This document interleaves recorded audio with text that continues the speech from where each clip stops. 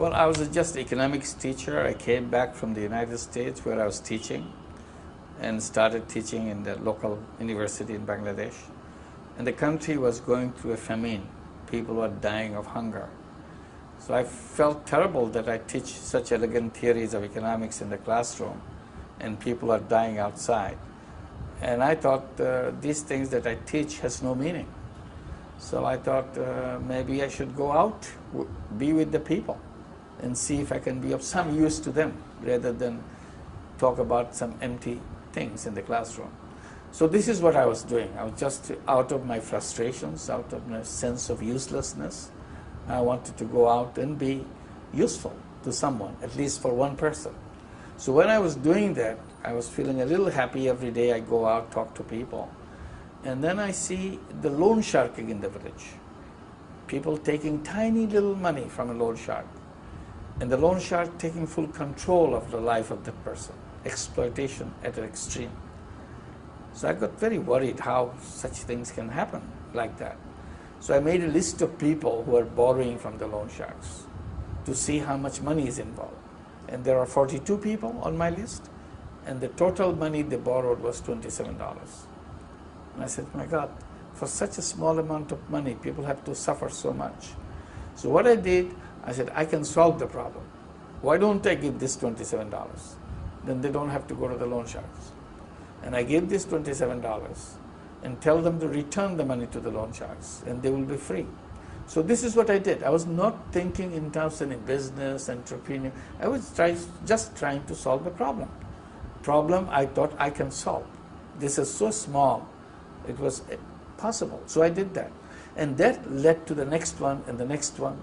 Then people were so happy, I wanted to continue. Then I thought I should link the bank with the people so that they can go to the bank, they don't have to go to loan sharks. Bank said no, bank cannot lend money to the poor people. So I started talking to them, arguing with them. And finally, since I see I cannot open their door, I said, why don't you take me as a guarantor? I'll sign all your papers, and I take the risk, and you give the money. So here I was not thinking as a businessman, simply, again, trying to solve the problem. But gradually, it happened, they take it, but now I wanted to expand it. So I needed a bank, because this bank is reluctant. So that was a big trouble. This is a business deal now, to create a bank. So it took 2 years to convince the government that I can handle this. So we got the license for the bank and started that. If you tell me what are the difficulties about mindset. People don't want to change the way they think because they think everything else is not workable. And I was thinking completely differently. So I had a clash every time. When I tell the bank to do this, oh, it's impossible. Bank cannot do that. I said, of course bank can do that. So there's a clash. Then I go to the poor people, would you take money to start something on your own? So no, we don't need the money. Because she said, I never handled money in my life. Why should I take money? So it's not only the bank, even the poor women say, no, I don't want it. See? So you have to build confidence in the person. So you go step by step, overcome each one of them. And we face a lot of other problems, religious problems. Our religious leaders thought this is against Islam, giving money to women. So I had to argue with them. I said, look, the Prophet Muhammad, the Prophet of Islam, he married a businesswoman. So why are you against women being in business? If you want to be a good Muslim, you should marry a businesswoman. You should follow the footsteps of the Prophet. So again, you try to convince people and overcome the problem that you face. There are problems with the politicians.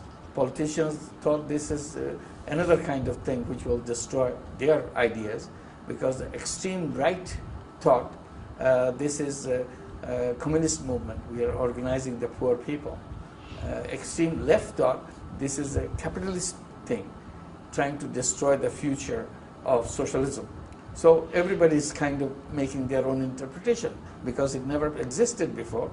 Now there's a new one which came and they are interpreting from their own angle. So here I am trying to do things in the middle of all this, religious opposition, political opposition, traditional opposition, all kinds of things. But I never gave up. So this is how it worked out.